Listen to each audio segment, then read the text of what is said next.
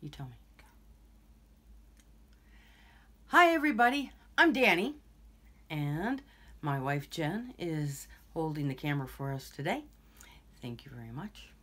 I've got an audience of my family, 2 dogs and a cat, and I want to share with you my thoughts on gender.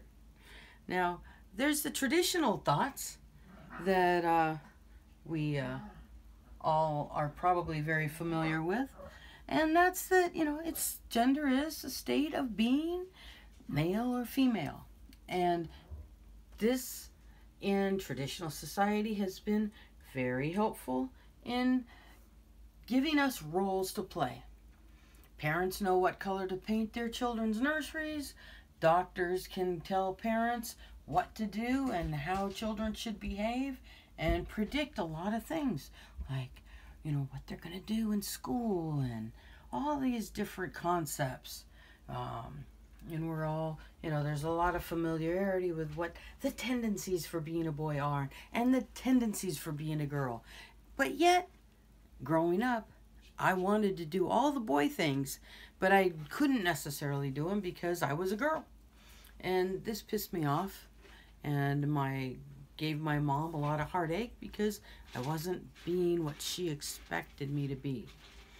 But we made it through, and I grew into many different phases of my life, embracing different factors of gender. And what I learned is that none of it has to do with genetics. The biology of each human being is as unique as our faces.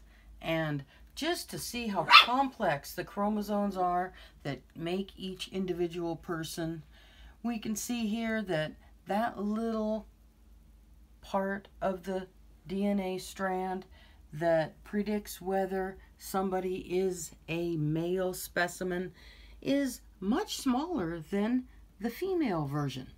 I just think that's kind of interesting. Like, what is missing here? And how does that affect us? Just some thoughts that I kind of digress to when I'm looking at the XY chromosome.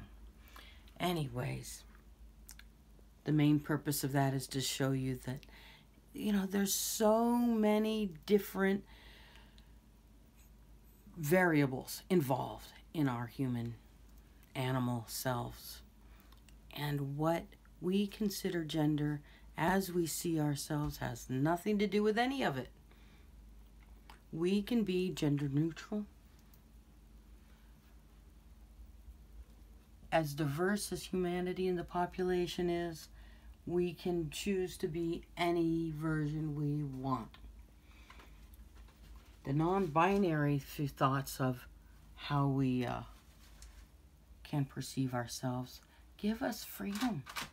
Freedom to be who we are, freedom to dress the way we want to, and freedom to express how we want to express and love who we want to love. Everybody is included in this picture, and nobody gets to tell us how we are perceived. Gender queer is another way to look at things. And that gives us another palette to paint our lives with. Fuck it. Be whatever twist and turn you want to be. Any variation. You can be a boy on top and a girl behind. You can have any variation. You can be trans, you can be pansexual, you can be queer. These are just a few. You can be non-sexual. You can be gender fluid and change every day. There's some people that want to wear dresses on one day and not on the next, and pants, and fly in between and just back and forth and really mess with people. And that's fun. If that's what makes you feel good and participate in life, do it. Now, personally, I have come throughout the years from being queer to being a dyke, to being transgender. I have finally come to the realization that I am nature-based. When I think of how I want to be in the world, I want to be woman like a gorilla. I want to be female like a lion. I want to be female like an elephant. Now, nobody is going to cross any of them. Nobody has any doubt that these creatures are as powerful as their male counterpart.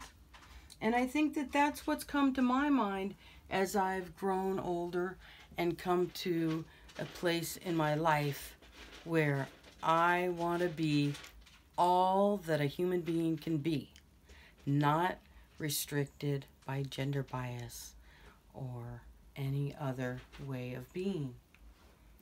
So, to be part of the animal kingdom and fully whole as a human being, it isn't about sexuality. It's about competency.